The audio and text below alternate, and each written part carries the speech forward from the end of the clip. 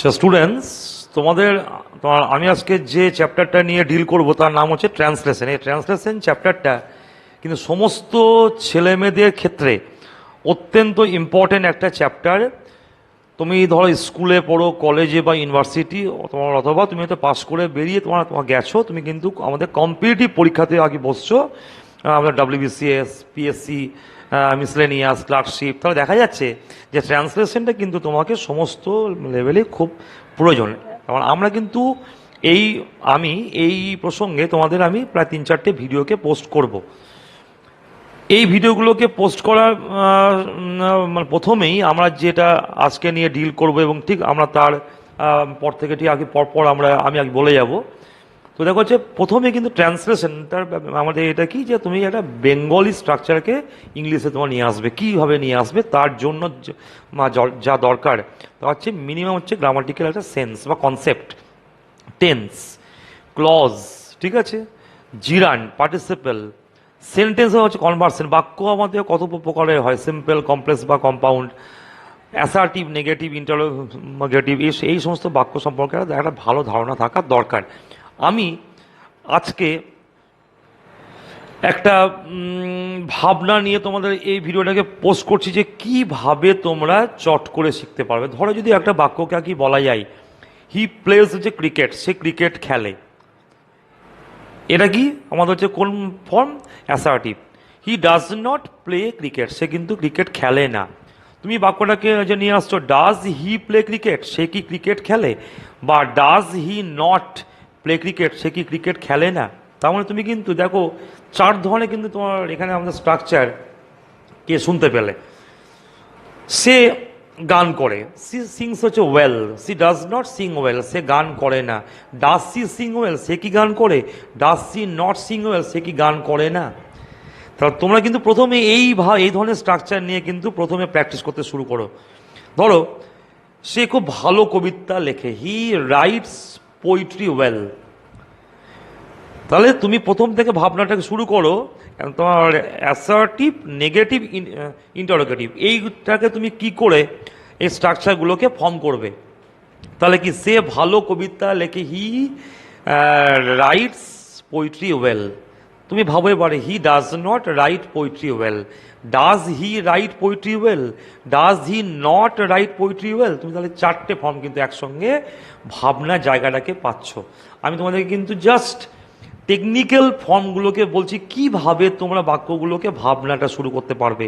ধরো যদি এখানে বলা হয় একটা আমাদের কন্টিনিউয়াস ফর্মে, আমাদের প্রেজেন্ট হচ্ছে কন্টিনিউয়াস টেন্সে, ঠিক আছে, হি ইজ হচ্ছে রাইটিং এ লেটার, সে একটা চিঠিকে লিখছে। He is not writing a letter, he হলো, is he writing a letter, is he not হচ্ছে রাইটিং এ লেটার। তাহলে তুমি যে কোনো টেন্সে ফর্ম দিয়ে তুমি আগে ভাবতে পারছো, he has done the work, সে কাজটি করিয়াছে। He has not done the work, has he done the work, has he not done the work. তাহলে তুমি যে কোনো টেন্সে ফর্মে ফেললেই তুমি কিন্তু 4টে ফর্মকে তুমি একসঙ্গে ফ্রেম করতে পারছো।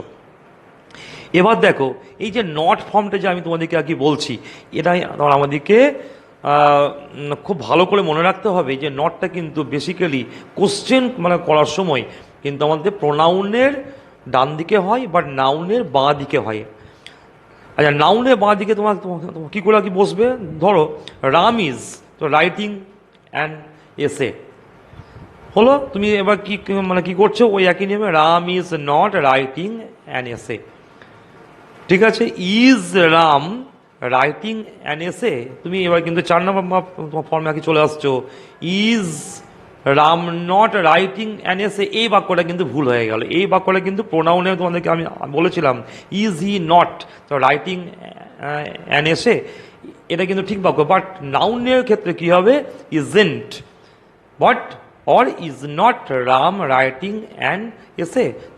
নটটা কিন্তু রামের বাঁ দিকে এলো। তার মানে কি, যে কোনো নাউনে কিন্তু বাঁ দিকে আমাদের নটটা আসবে। যেমন ধরো একটা ছেলে Gautam, Gautam has completed the task. তাহলে Gautam has not completed the task বাক্যটাকে ফর্ম করলে, has Gautam completed the task, হচ্ছে গৌতম কি কাজটাকে সম্পূর্ণ করেছে, তুমি এবার নিয়ে আসছো গৌতম কি কাজটাকে সম্পূর্ণ করেনি, hasn't Gautam completed the task, তাহলে তুমি কি নিয়ে এলে যে hasn't means has not Gautam, তাহলে গৌতমে তুমি বাঁ দিকে কিন্তু নটটা নিয়ে এলে। তাহলে পয়েন্টটা আমাদের ক্লিয়ার হলো। He has been suffering from হচ্ছে ফিভার সিন্স হচ্ছে সানডে লাস্ট, সে গত রোববার থেকে সে কিন্তু জ্বরে ভুগছে। তুমি এবার বাক্যটা নিয়ে আসছো Ram has been suffering from হচ্ছে ফিভার সিন্স সানডে লাস্ট, তুমি কিন্তু হি বা সি, এই যে আমরা প্রোনাউনগুলোকে আগে বলছি হি সি উই দে, এই সমস্ত প্রোনাউন যেগুলোকে বলা হয় পার্সোনাল হচ্ছে প্রোনাউন বা হচ্ছে নমিনেটিভ বা প্রোনাউন, সেই প্রোনাউনের ক্ষেত্রে কিন্তু কোশ্চেন করার সময় কিন্তু আমাদের নটটা সে প্রোনাউনের ডান দিকে বসবে। কিন্তু আমি নাউন দিয়ে তোমার দেখাচ্ছি, তা আমি কি বললাম এখানে যে ধরো হচ্ছে Gautam has been suffering from হচ্ছে ফিভার সিন্স সানডে লাস্ট, গত রোববার থেকে কিন্তু গৌতম জ্বরে ভুগছে। তুমি বাক্যটাকে নিয়ে এসো হচ্ছে কোশ্চেনে Gautam has not been suffering from fever since Sunday last, তুমি এবার কিন্তু কোশ্চেনে তোমার নিয়ে আসছো has Gautam suffering from fever since Sunday last, এবার তুমি নিয়ে আসবে কিন্তু নেগেটিভ হচ্ছে question form hasn't Gautam suffering from হচ্ছে ফিভার সিন্স সানডে লাস্ট, তাহলে হ্যাজেন্ট গৌতম। যে কোনো নাউন থাকলেই কিন্তু নটটা কিন্তু নাউনের বাঁ দিকে বসবে in case of forming question, I mean কি তুমি যখন বাক্যটাকে কোশ্চেন ফর্মে নেগেটিভ ফর্মে আগে নিয়ে আসছো দেন নটটা কিন্তু আমাদের ডান দিকে তোমার আগে বসে আমাদের বাঁ দিকে আগে বসছে। ঠিক আছে, তাহলে এইগুলো কিন্তু আমাদের খুব ভালো করে এগুলোকে আমরা কি মনে রাখবো। ঠিক আছে, তাহলে এগুলোকে খুব ভালো করে আমাদের কিন্তু খেয়াল রাখতে হচ্ছে। তাহলে আমরা দেখো কিন্তু আমাদের নিঃসন্দেহে আমরা কিন্তু বাক্যগুলোকে শিখতে পারছি, তাই তো আমরা বাক্যগুলোকে শিখতে পারছি। এবার দেখো আমরা এবারে কতগুলো স্ট্রাকচার আমরা কিন্তু প্রথমে আমাদের হচ্ছে ট্রান্সলেশন হচ্ছে প্যাসেজে কিন্তু যাচ্ছি না, প্যাসেজটা কিন্তু একটা সমুদ্র, সেইটা কিন্তু আমরা শিখবো, কিন্তু তার আগে বাক্য ফ্রেমগুলোকে শিখছি। ধরো তুমি বলছো যে তুমি কেমন আছো, হাউ আর ইউ বা হাউ ডু ইউ ডু, আমাদের কিন্তু দুটোই আগে বলা যায়। আমি একরকম ভালো আছি, I am pretty well, PRETTY pretty well, আমি কোনো রকম আছি, আই এম এসোসো। তুমি আগে বলছো আমার স্বাস্থ্য বেশ ভালো আছে, তুমি এটাকে তোমার কি বলবে, আই এম হচ্ছে quite fit, QUITE quite fit, বা তুমি আগে বলতে পারো I am fit as a fiddle, FIDDLE। এই যে স্ট্রাকচারগুলো তোমাদের কিন্তু খুব ভালোভাবে কনসেন্ট্রেট করা উচিত, কারণ তুমি কিন্তু একটা বড় বাক্য লেখার জন্য ভাবছো ট্রান্সলেশন, তাহলে ট্রান্সলেশনগুলো কিন্তু আমরা একটু করে আমরা কিন্তু স্টেপ বাই স্টেপ শিখছি। ঠিক আছে, তুমি এখানে যে বলছো আমার একটু সর্দি হয়েছে, কী হবে, I have a slight cold, SLIGHT slight cold, আমার শরীরটা একটু খারাপ হচ্ছে বোধ হচ্ছে, I feel rather RATHER out of sorts, OUT out of SORTS sorts. তাহলে বাক্যগুলো কিন্তু ভেরি ইন্টারেস্টিং, এইগুলো কিন্তু আমরা আমাদের ডে টু ডে তোমার লাইফে বাক্যগুলোকে আমরা তোমার বলে থাকি, but we don't know the structure. We should have the capacity to convert the from the Bengali to English.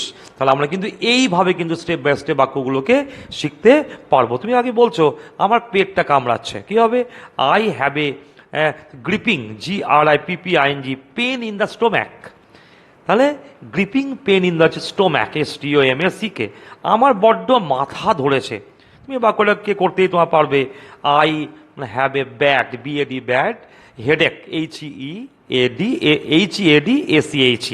বাক্যগুলো কিন্তু খুব কিন্তু কঠিন নয়, আমার একটু জ্বর বোধ হচ্ছে, কি হবে এখানে, আই ফিল র্যাদার হচ্ছে ফিভারিস FEVR, তুমি কিন্তু ওয়ার্ডটাকে জানো, তুমি তার সঙ্গে যোগ করলে ISH, বা তুমি আগে বলতে পারো আই এম হচ্ছে রানিং এ স্লাইট টেম্পারেচার, কি বললাম, I am running A slight temperature SLIGST।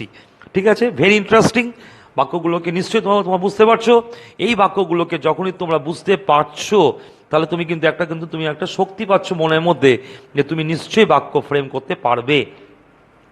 এই যে তোমার যে ক্ষমতাটা তুমি কিন্তু আস্তে আস্তে জোগাড় করতে পারছো যে you are able to translate from Bengali to English.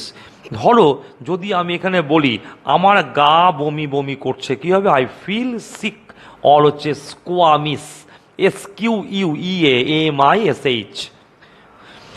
তোমরা কিন্তু ট্রান্সলেশনে তোমার একটা খাতা করো, সেই খাতার মধ্যে কিন্তু আমি তোমাদের যে সমস্ত ভিডিওগুলোকে পোস্ট করে যাবো সেগুলো কিন্তু তোমরা কি নোট ডাউন করো, এবং তোমরা সেখান থেকে কিন্তু তোমার কিছু কিছু বাক্য নিজের তৈরি করার জন্য ভাবতে শুরু করো। ঠিক আছে, যাই হোক, তাহলে তোমরা কিন্তু প্র্যাকটিসটা কিন্তু এইভাবে আর কি করে যাও।